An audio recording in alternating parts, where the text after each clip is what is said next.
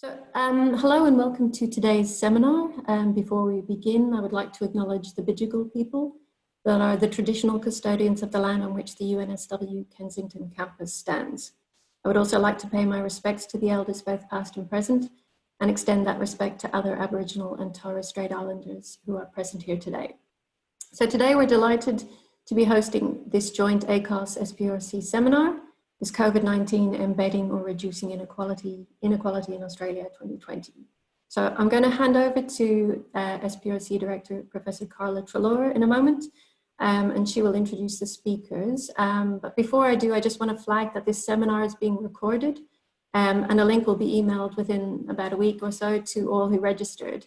And also, if you have any questions for the presenters, you can submit those during the discussion via the chat function, or you can raise your hand, and Jackie Phillips of ACOSS will facilitate the Q&A session after the presentation. So basically you can, through the chat, if you have questions during the, when the speakers are speaking, you can just put them in the chat, and then later at the end when they've both spoken and we have the Q&A session, we'll go through them. So, if I could ask you just to turn off your cameras, put yourself on mute, and yeah, we're good to go. I'll hand over to Carla. Thanks very much, Kieran, and thanks to yourself and the others involved in organising these seminars for getting this one organised today. And it seems my neighbour's just outside rearing up a big motorbike, so hopefully you can all hear that, and that will be gone soon. So this presentation today comes as part of the ACOSS UNSW Poverty and Inequality Partnership, which is a 5-year research and impact collaboration to sharpen national focus on poverty and inequality. So in this work, we monitor trends in poverty and inequality over time, exploring causes of poverty and inequality, and develop solutions. We have a wonderful website, povertyandInequality.acoss.org.au, where the details from today's report and previous and lots of other great material is there for you to go and take a deep dive into. So I'm going to briefly introduce our speakers, and we're going to move on one from the other. So the first is Bruce Bradbury, who's an associate professor at SPRC and lead researcher for the Poverty and Inequality Partnership. Now, Bruce has lots of strings to his bow, including expertise in the measurement of living standards, child poverty, income support, and labour market policies, amongst numbers of other things. Bruce will be followed by Dr. Peter Davidson, who's principal advisor at ACOSS, so he's spent a lot of his career, and he's the key author of these Poverty and Inequality Partnership core reports. Peter's a recognised expert in social security, employment, tax policy. He's an adjunct with SPRC at UNSW. And following Bruce and Peter, Jackie Phillips will come and chair our Q&A section. Jackie's the Director of Policy and Deputy CEO at ACOSS, and the project lead for this Poverty and Inequality Partnership. Jackie's been around ACOSS since 2013 and has expertise in social security, housing and homelessness, Aboriginal and Torres Strait Islander policy issues, and much more. So without further ado, I'm going to hand over to Bruce to take it away. Okay, thanks very much, Carla. Just let me get this screen up. So we're doing this, as Carla said, we have two speakers, myself and then Peter Davidson. So I'm doing part one, and part one is essentially a review of information on where the situation of inequality in Australia prior to the COVID crisis. So as you'll see, it's based primarily on data from 2017-18. Then after I'll talk for about 20 minutes, and then Peter Davidson will take over and talk about what we know about what's happened to inequality during the current crisis. And then after that, we'll have the questions, the Q&A session. Okay. So this is the overview of part one. So the primary objective here is to give you an understanding of the nature of income inequality in Australia, and also the nature of wealth inequality, with a focus on what's happened, the situation in 2017-18, but also trends since the turn of the century. So I'll be starting off by talking about the, sorry, let me get my pointer going. Okay, I'll start off by talking about the patterns in the Australian income distribution in 2017-18, and then I'll go into a bit more detail and explain an online calculator that we've developed, which you can use to dig in a little bit more detail at the tail of the two tails of the income distribution, and also consider where, look up your own income and see where you fit in the Australian income distribution. Then I'll talk about trends in inequality since the turn of the century, then move on to talk about patterns of wealth inequality and trends in wealth inequality. And then after that, Peter Davidson will take over and carry on with part 2, looking at the impact of the COVID-19 crisis on income inequality.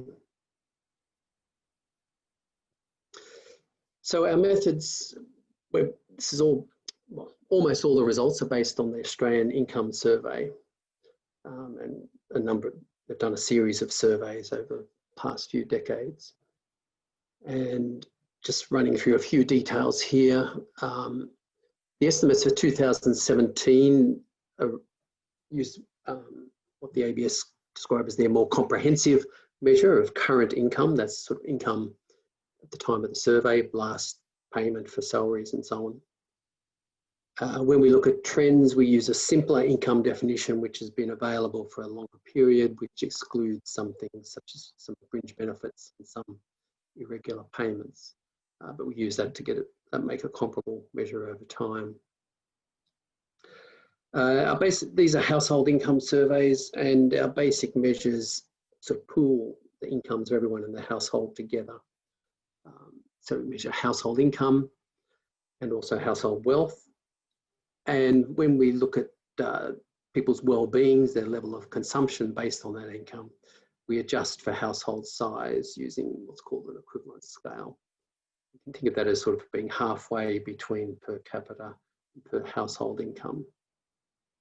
But the dollar figures that I'll be presenting are generally in actual dollars rather than those adjusted dollars. And the wealth data is just, we don't make that adjustment for household size because it's, wealth is a more complicated concept in the sense that it's going to be useful when people leave that household, useful in the future where the household composition might be different. So we keep that simple and just use aggregate household wealth. Okay, just starting with the broad overview, this slide just summarises the difference between the top and the bottom of the Australian income distribution. So if you take the households with the highest 20% of adjusted household income, their average actual income is over $4,000 a week. So that's over $200,000 a week, compared to people in the bottom 20% whose average income is around $750 a week. So it's a ratio of around 6 times. If we were to look at the top 5%, their average income is around $6,800 a week. So looking at the differences between the top and bottom in a different way is to just look at the shares of income held by these different groups. So the green area there is the share of the top 20%. So 20% of the population, they have 42% of national income. And this is actual income. If we actually did it in terms of adjusted income, it would even be a bit higher because that's what was used to do the ranking. You might want to try and remember the size of that green arc for when I come to the later one on wealth, which to preface that the top share of the The share of the top 20% in terms of wealth is actually substantial, even more than 42%. So the top 20% have like double their proportionate share of income, and then corresponding down to the bottom 20% of the population have only 6% of a share of national income. And so what are the main sources of household income? This chart shows the different sources of household income disaggregated by where in the income distribution people are. So these 5 bars in the middle, they're the different quintiles. So from the top 20% down to the lowest 20%. And then the ones on the edge are the extremes. So the highest 10%, highest 5% over here, and lowest 5% and 10% over here. So just moving to the middle 20%, their pattern is, if you like, close to the national average. So 83% of their income comes from wages, a bit from business income, 9% from investment income, and a small residual from social security income. At the bottom end, the lowest 20%, here they have 44% of their income for social security income. But interestingly, even though they're the poorest 20% in our society, they still have 41% of their income from wage and salary income. So wages continue to be important across the whole income distribution. Up the top end, here we see investment income becoming important, 18% for the top 20%.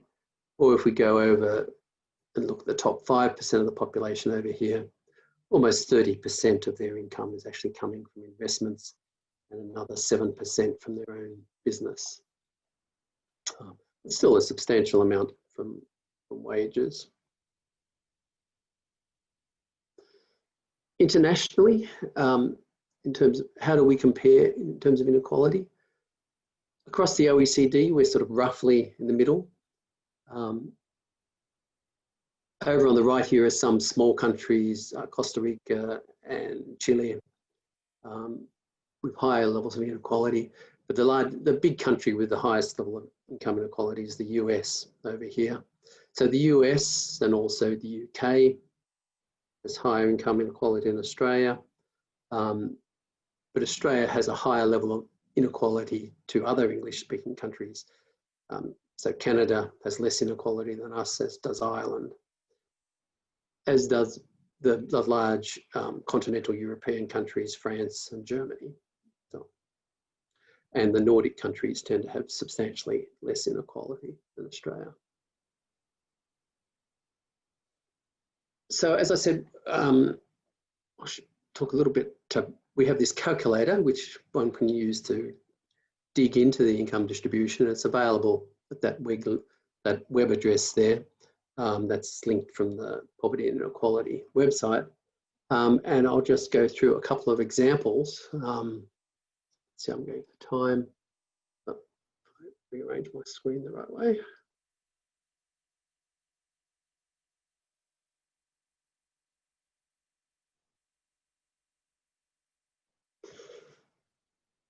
So when you go to that site, you get a screen like this. This one's, I've just dropped off. I'm using the version which dropped off the top bit from it, just so it fits on the screen neater. And what this shows the distribution, in this case, of personal before tax income. That's the way I've drawn it here. And over on the right here, we have we have green bars. And each of those bars represents 1% of the Australian population. So what we've done, we've broken the Australian population up into representing by 100 bars, each 1%, the top 1% over here, bottom 1% down here. The height of the bar is the mean income of that 1%. And then over here, we can enter an income for personal and household income and look where we represent, where we appear in the distribution. So what I've already typed into here, I've typed in the example of someone who has an income which is equal to the average weekly earnings of full-time male employees, so about $1,800 a week. and then given them a household income, assuming they have a spouse who has the average weekly earnings of a full-time female earner. And down here, I've said they're in a household with 2 adults and 2 children.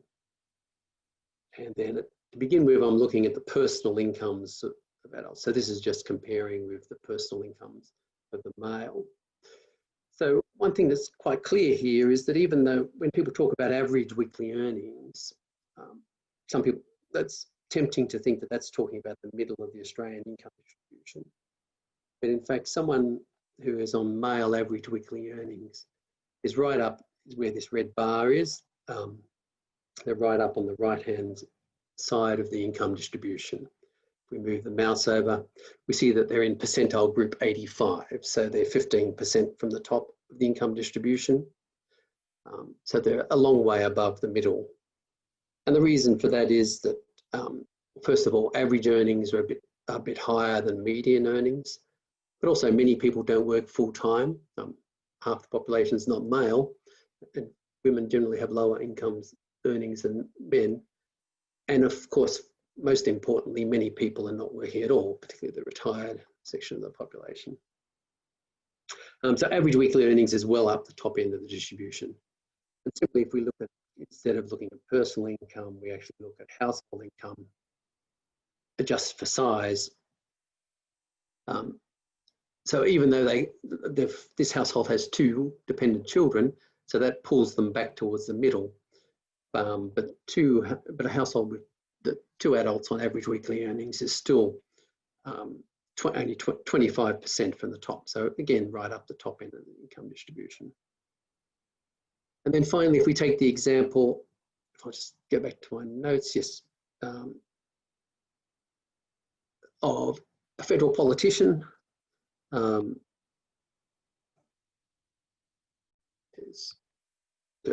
if I get the number right there. Their income, they have an annual income of, I'll just look at their personal income. The annual income of a federal politician, federal parliamentarian is in the 220,000s. So that puts them 3% from the top of the distribution. So they're right up the top end of the distribution over here. So it's perhaps not surprising that when politicians start talking about tax cuts for middle income earners, they don't have such a good idea of exactly what a middle income earner is. Not that I'm begrudging the fact that politicians have high salaries. Okay, so that's the calculator. Feel free to have a fiddle with it on the website. Okay, now over to trends.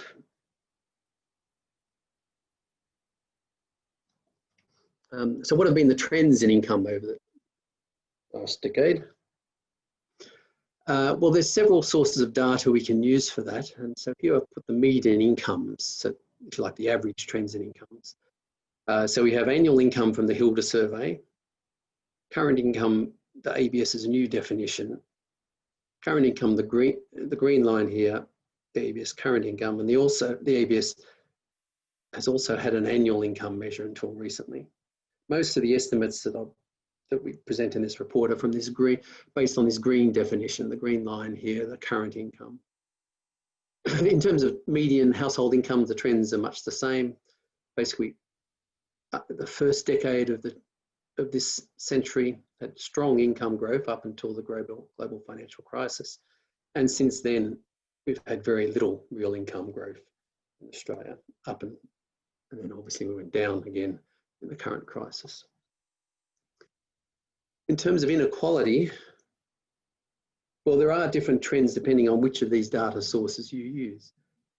So as I said, our main one we use is this green one. So the Gini coefficient went up until the global financial crisis, though it dipped down in this 1 year here. And then since then has gone down a little bit. Though as you'll see at the top end of the distribution, it also hasn't hasn't gone down compared to the median.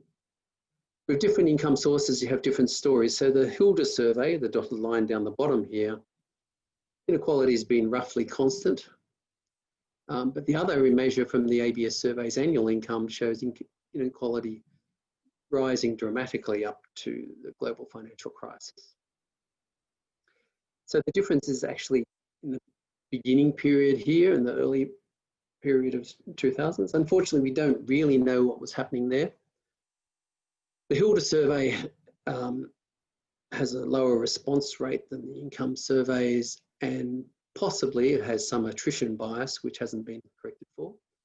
So maybe the fact that inequality is flat in the Hilda is not an accurate representation. It's quite possible that it has gone up a little bit because of those two reasons. On the other hand, it's really odd that this annual income and the current income from the Bureau of Statistics had such a different pattern around this period.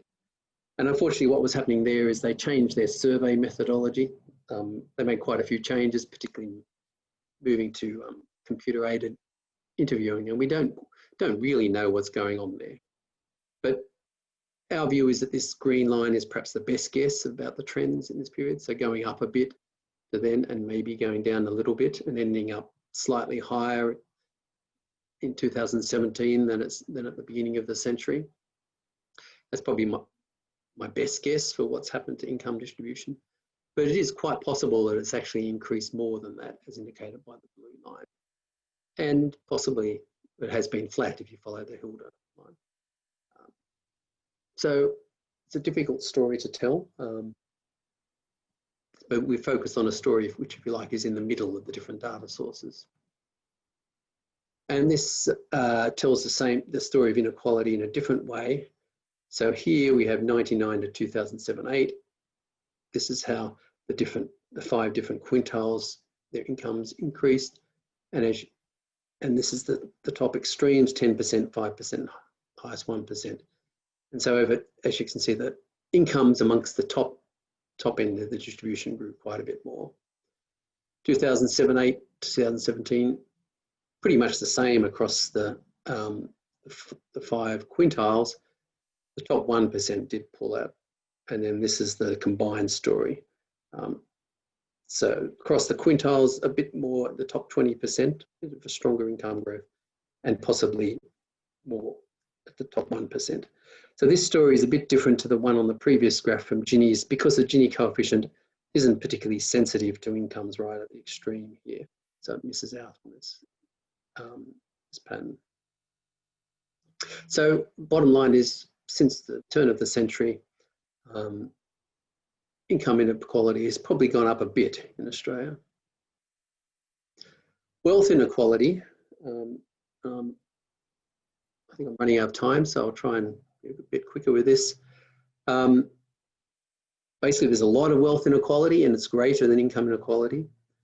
The wealthiest households on average have wealth over $6 million, compared to essentially close enough to zero for the bottom 20% of households.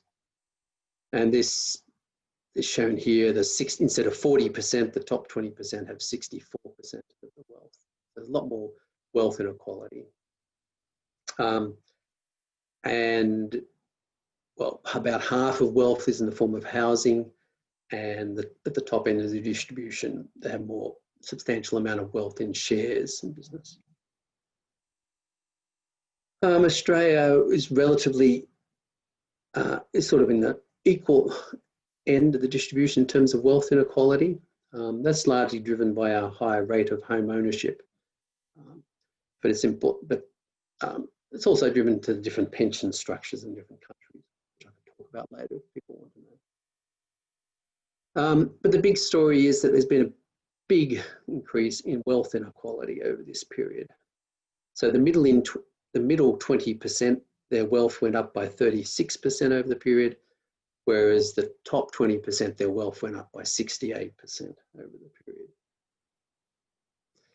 And so what have been the drivers of this increase in wealth inequality? The big driver was, or one big driver was an increase in housing wealth inequality. More specifically, there was an increase in the share of housing wealth held by wealthier households. And there was also a greater superannuation wealth, which was relatively unequally held, that also increased over the period.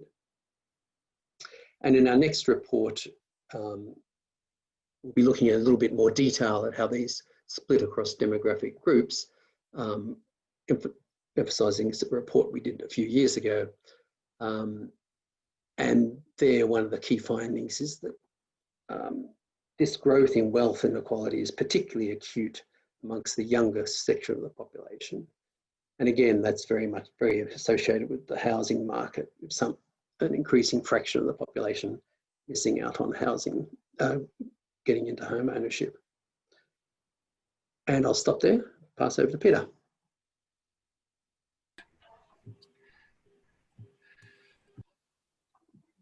Okay, so I'm going to talk about what we know of, or what we can guess is the impact of COVID-19, the associated lockdowns, and public income support responses on the distribution of household income. Having faced the deepest recession in 90 years, with over 1 million people unemployed, there's plenty of devastation, but not a great deal of data, at least of the kind that we use to measure inequality and poverty, that is, comprehensive, large-scale income surveys. The last ABS income survey, the data on which Bruce's presentation was based, was for 2017-18. So that provides a benchmark for comparison, but it doesn't tell us the impact of COVID. Though we can make a few educated guesses, and that's what we did in a supplement to the report. So we've used a combination of detective work and OPD, other people's data.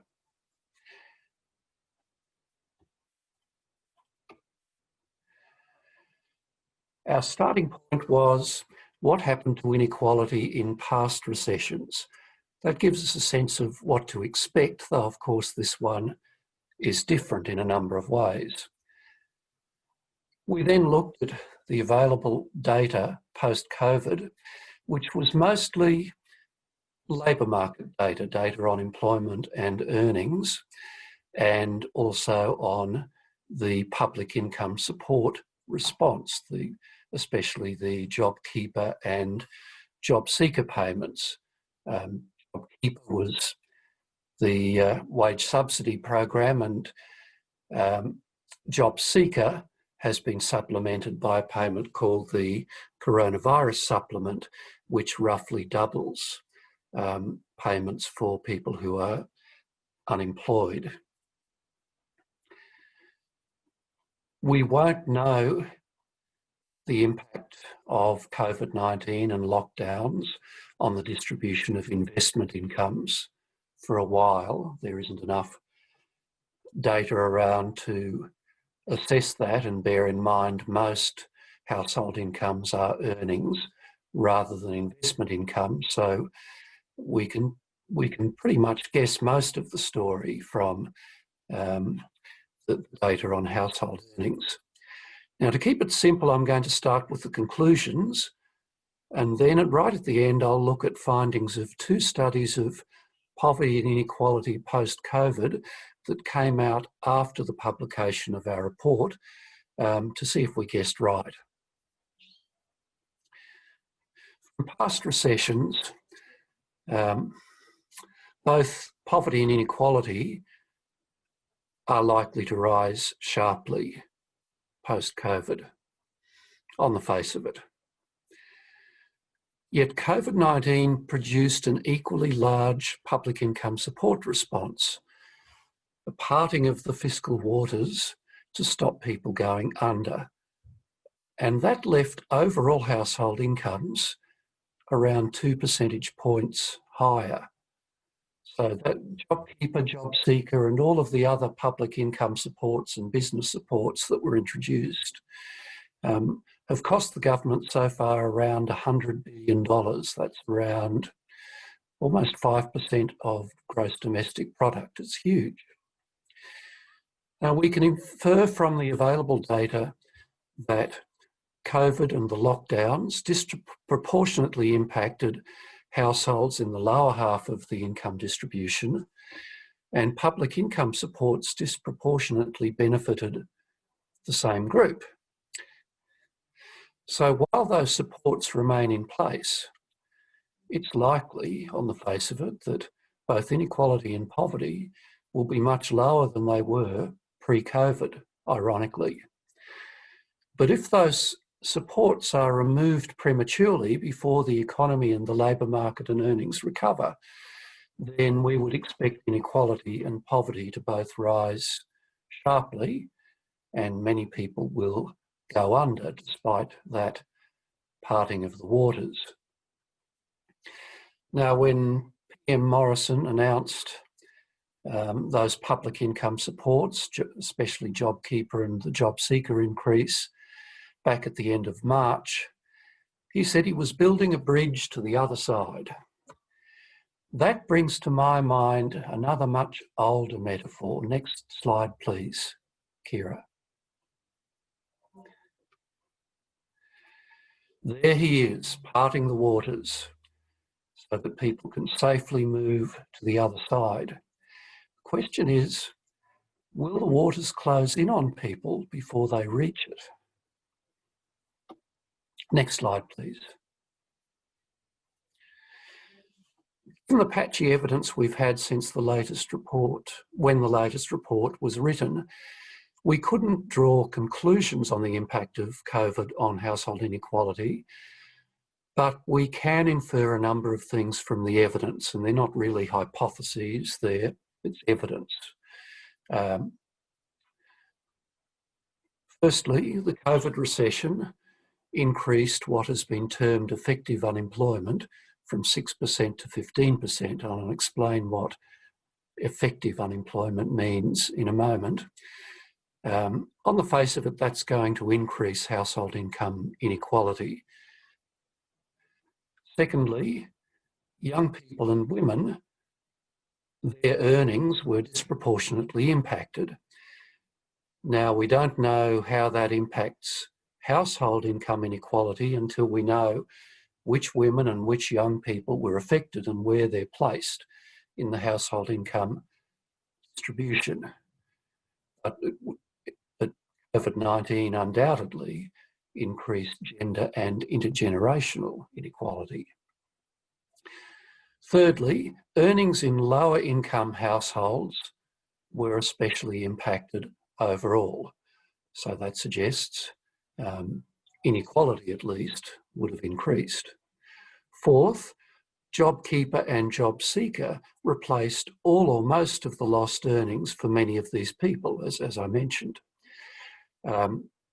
That would tend to work in the opposite direction and reduce household disposable income inequality. Fifthly, as these income supports are removed, as is planned from September 28th, and as is planned again from December 31st. It's a race between the jobs recovery or earnings recovery, because remember, it's not only about the number of jobs. A lot of people lost paid working hours. They had a cut in their paid working hours because a lot of the jobs affected were part-time and casual jobs. It's a race between the recovery in earnings and that withdrawal of public income support. So next slide, please. So looking back to past recessions, and in particular, the ones in the early 80s and early 90s, which are circled on this graph. This is some work by Peter Whiteford, looking at the income distribution, and those are deciles of household equivalised disposable income from 1 to 10. Bottom on the left, top on the right. And it's the change, the average change in equivalised household disposable incomes in those periods. So just before and after the early 80s recession, and just before and after the recession of the early 90s. And it's pretty clear the impact disproportionately fell on the lower half of the income distribution. And that's the impact of higher unemployment, essentially. Next slide, please.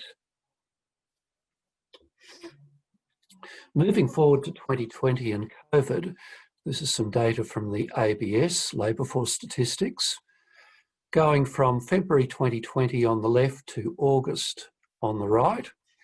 And the dark bars are number of employed people, green bars, number of unemployed people, and the crimson or purple bars, people not in the labour force. And it's the change from 1 month to the next. And what you can see there is there wasn't much happening in February and March, but very sluggish employment growth. So the economy wasn't great pre-COVID. And then in April, the tsunami hits. That was when the lockdowns were imposed across the country. So employment fell by around 600,000 in that month alone. But unemployment didn't rise by that much. More people left the paid labour force. And I'll come back to that in a minute. That was repeated on a smaller scale in May. The lockdowns were still underway, but they weren't as severe and they were coming off. And then in June, it kind of went into reverse. And employment grew, more people re-entered the paid labour force, and unemployment continued to increase, mainly because of those people returning to the paid workforce and competing for a smaller number of available jobs. And then in July and August, the recovery slowed down, and this is before the Victorian lockdown, so the story isn't great subsequently. And it's likely that it'll take 3 to 4 years to restore employment to the level it was before the pandemic. Next slide. So this looks at, again it's labour force data. Unemployment rates in blue from February through to June. That should be June 2021. And that's a budget estimate.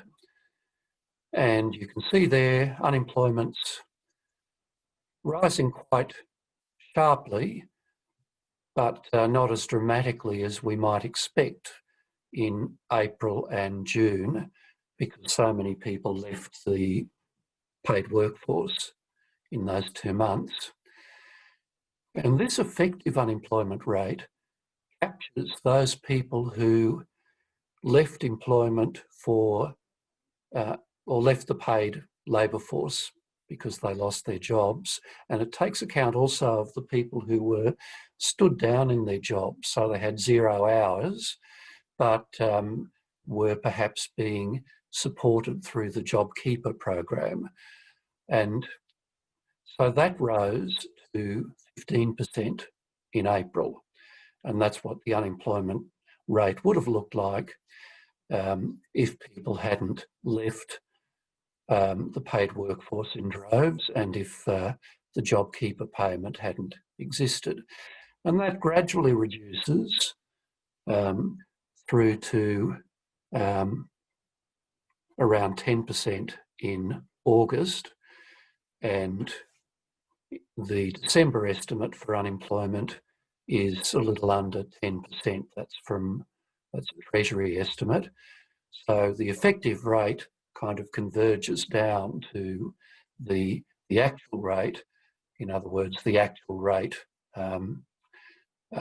rises as that hidden unemployment comes into the picture. So moving on to the next slide. Now this is from some work by Roger Wilkins from the Melbourne Institute. And it looks at the types of jobs affected by the lockdowns and the profile of the occupants of those jobs. Directly affected workers are, for example, people working in cafes and restaurants directly affected by the lockdowns. Secondarily affected, in red, are industries and occupations indirectly affected, for example, petrol stations, because there were less people driving. And then the light blue bars are jobs that were relatively unaffected. So what you can see there is that amongst the jobs directly and indirectly affected, the majority of workers were women. And you can also see that over half of those in the directly affected industries were young people, even though young people are nowhere near half of all employees. And we can also see that lower paid workers were disproportionately affected, and that,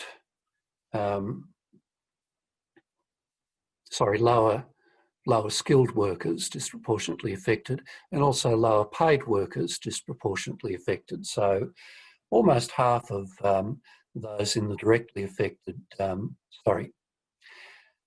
those in the directly affected industries had a pay level that was about 48% of that of the overall of employees overall. And that's partly because a lot of them are employed part-time. And Wilkins also looked at the household composition as distinct from the individual profile of those workers most likely to be affected, and I'll come back to that in a minute. Next slide.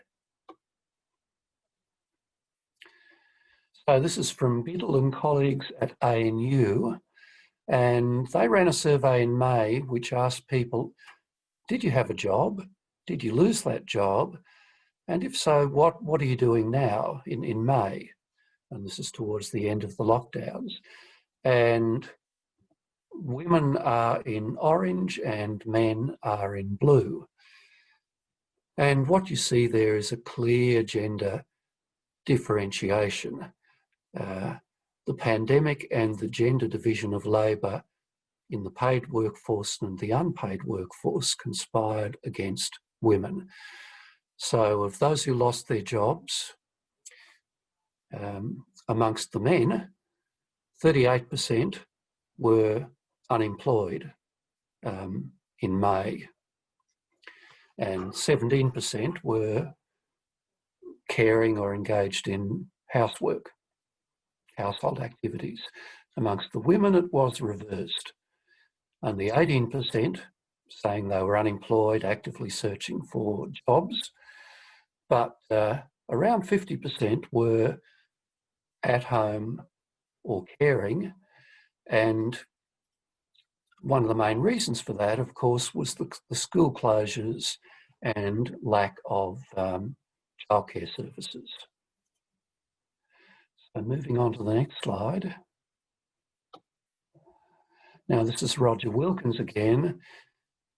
Once he distributed workers in industries most affected into households ranked by income, what you see there is that the average equivalised disposable income of people in households directly affected was around 43,000, and that's equivalised income, so lower than actual household income. And it was higher for those in indirectly affected jobs, and and higher still in households in jobs that weren't affected. And this is kind of what you'd expect, I think. The median equivalised income in 2018 from our survey was around 47,000. So what you can see there is that the households most directly affected were towards the lower end of the equalised income, household equalised income scale. So we'd expect that from our work on income distribution before the pandemic and from Bruce's slides, we'd expect the lowest quintile to be less impacted because their main income source is social security rather than earnings. But we'd expect that the second and middle quintiles would be disproportionately impacted. That's what I would have expected anyway. Next slide. Now to the parting of the waters, and I'll have to speed up because I'm running out of time. This is from the national accounts in the June quarter, looking at the various components of overall household incomes. And it goes back to from 2010 to 2020. And what you can see there is that something really hit in the June quarter of 2020, an income shock very high on the Richter scale. Employee earnings, which is the blue bars, were down almost 6% overall. Mixed income, which is mostly self-employed people, was up, and that would be largely due to JobKeeper, which extended to self-employed people, and various business income support measures. Social assistance was up 4 to 5%, and that of course includes the coronavirus supplement and parts of the JobKeeper payment as well. And household income rose by 2.2% overall in the June quarter, as I mentioned before. So the losses in earnings were more than compensated overall by those income supports. Next slide. And here's what it looks like for cameo households of different family types, from singles with no children to couples with 2 children. On the blue bars on the left are pre-COVID job seeker payments, formerly New Start allowance, including rent assistance and family payments where appropriate. So for a single person without kids, that was $3.59 a week. If we add in the coronavirus supplement, then the total rate of job seeker payments in effect is the red bars. And as you can see, that rose substantially for each of those household types, and particularly for couples, because the supplement was doubled for them. And then turning to the light blue bars, that's the JobKeeper payment of $750 a week, twice that for couples, or not quite twice that for couples with children in this model, because I've assumed that most couples with children have 1.5 incomes in effect. And then minimum wages, the yellow bars on the right. So JobKeeper is higher again than the job seeker allowance plus the COVID supplement, and it's very close to minimum wages.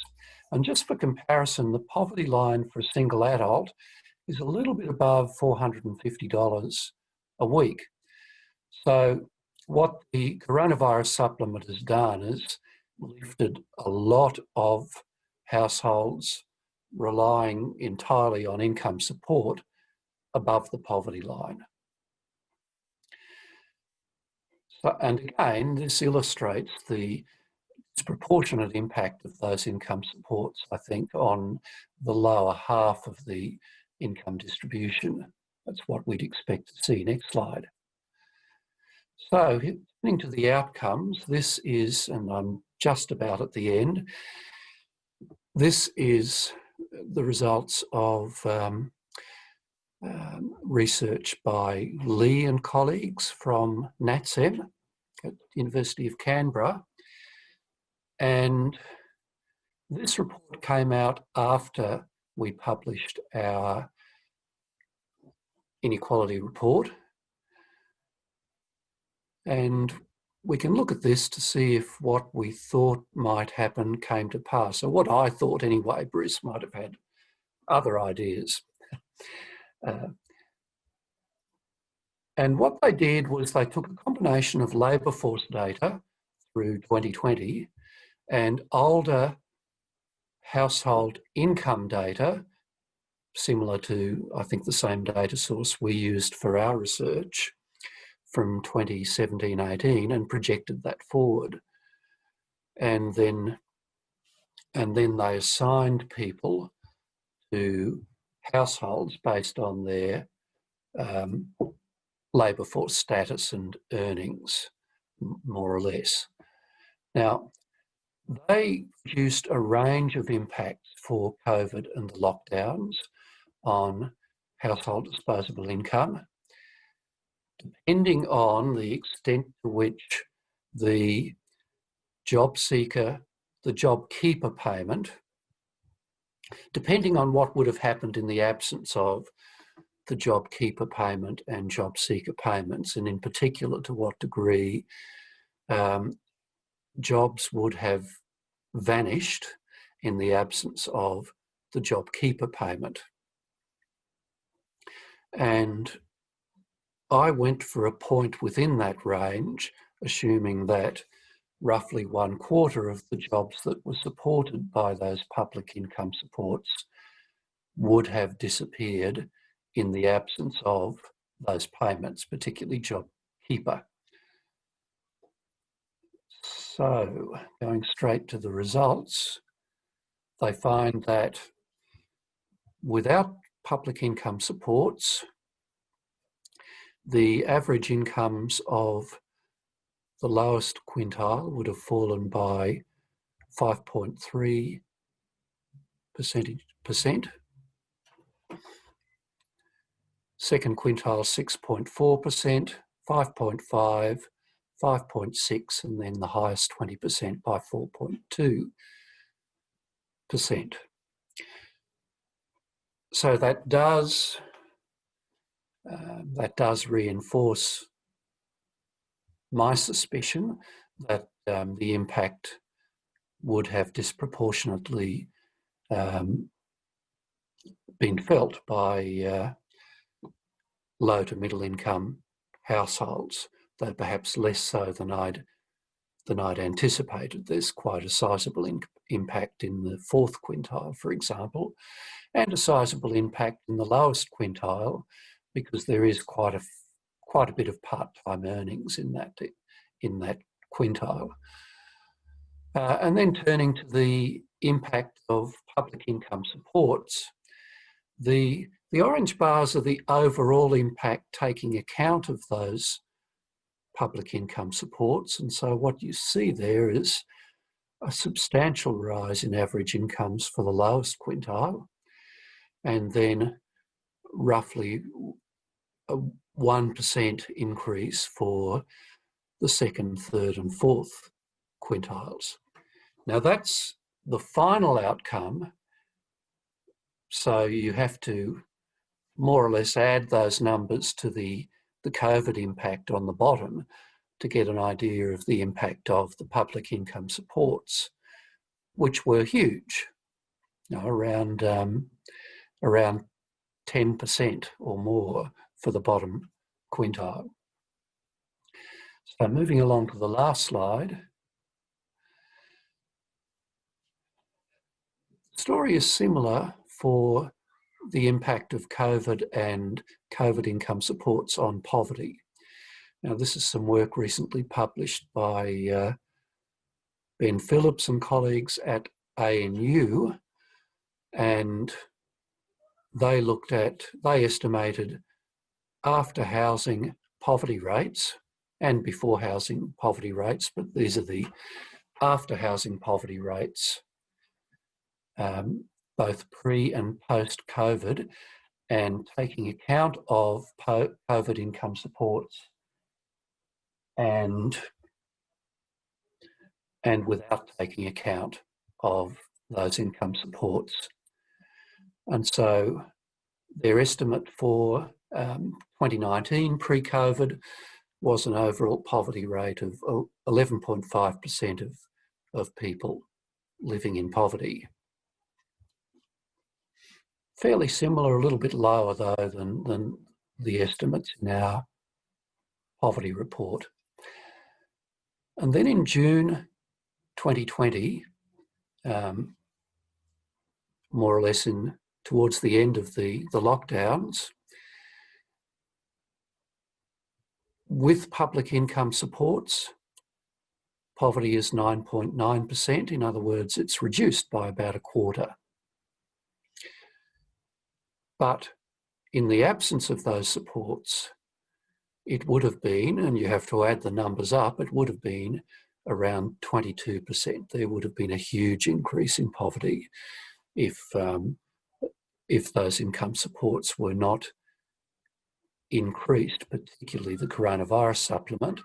And the final bar on the right looks at September after the cuts to the coronavirus supplement and JobKeeper payment, and we see that poverty rises substantially from 9.9% to 13.5%, higher than it was before COVID.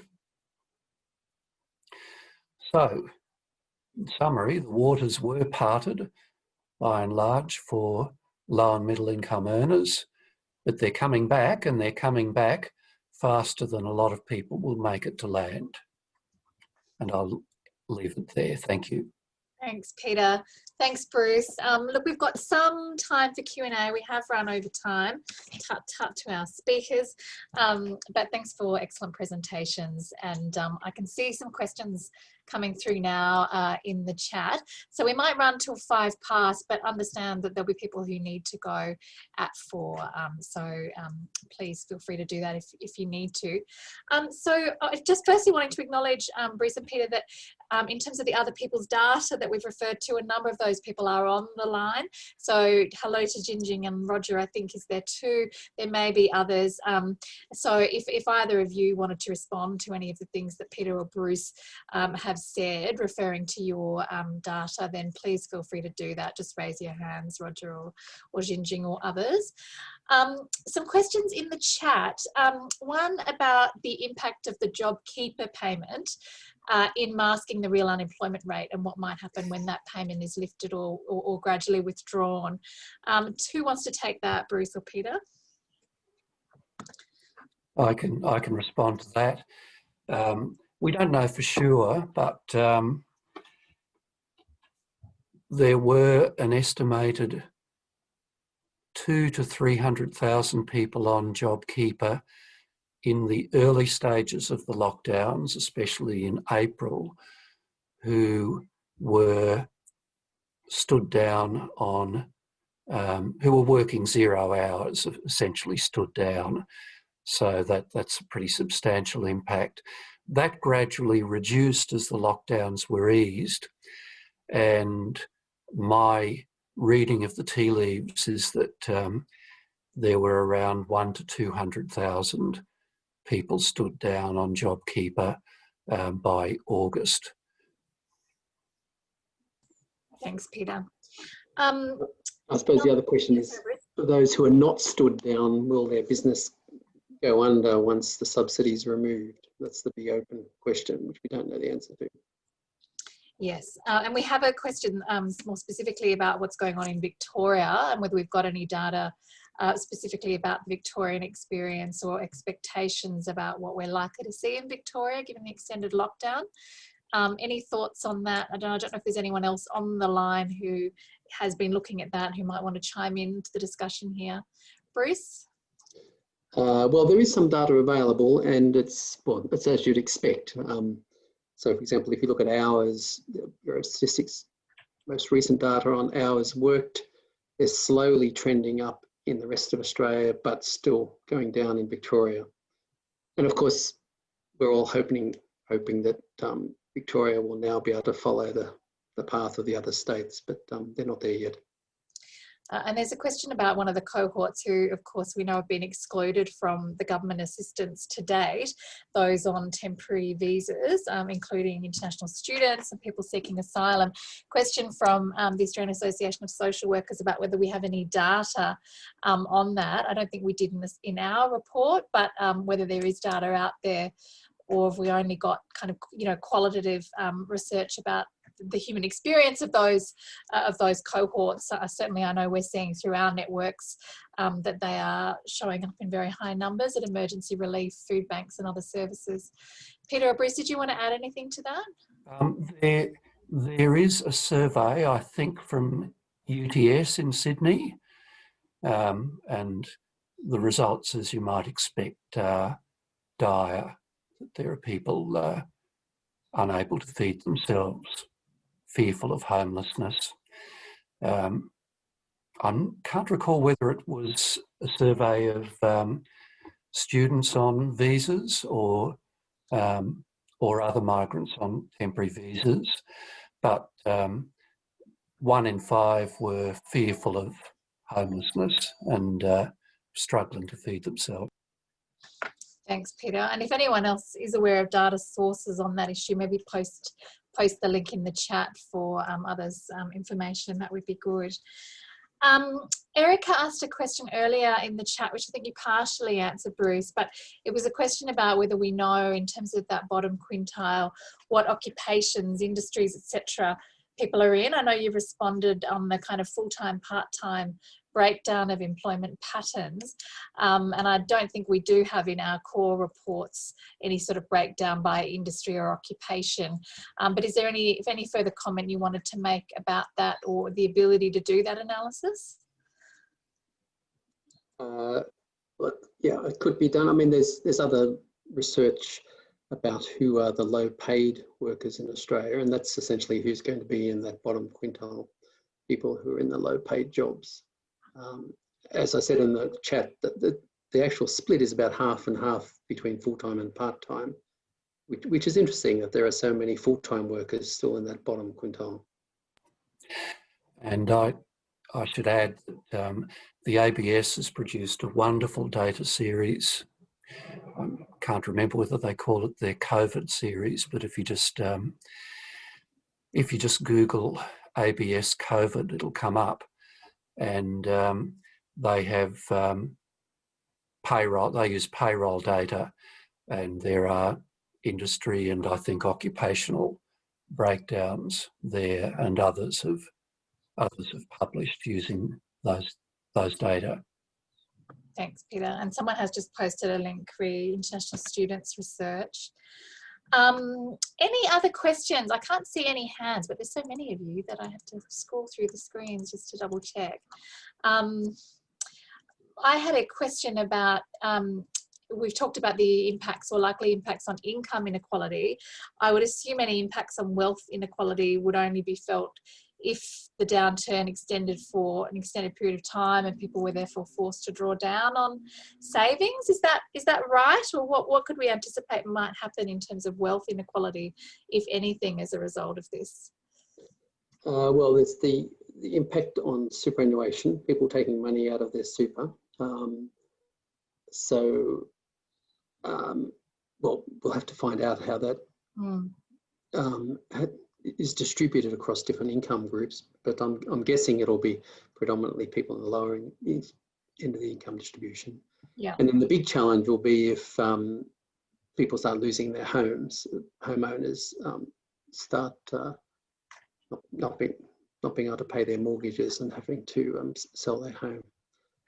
But yes, all this will be a little bit down the track. Yeah, yeah. There's also a countervailing impact, which is that if there's a share market crash, for example, it disproportionately impacts the top 10%, indeed 5%, because they hold most of the shares. So wealth in certain forms is very concentrated, and we saw this in the GFC, where the top end took a big hit, the top end both in terms of wealth and in terms of income. And it takes a while for that to claw back. But often it's clawed back more quickly than the labour market. Thanks, Peter. I think we're at time for questions, so I'll hand back to you, Carla, as the chair to wrap up. Yeah, thanks everyone. Fantastic discussion, and this Poverty and Inequality Partnership is a research and impact collaboration. So it takes all these great minds around the virtual table to get a handle on what's happening and what can be done. We'd also really like to hear how you're using this data. So if you are using the work from the Poverty and Inequality Partnership for impact, for advocacy, for programming, please drop us a line so we know what's useful for individuals and organisations. Thanks very much. Hope you've had a great afternoon. Stay safe.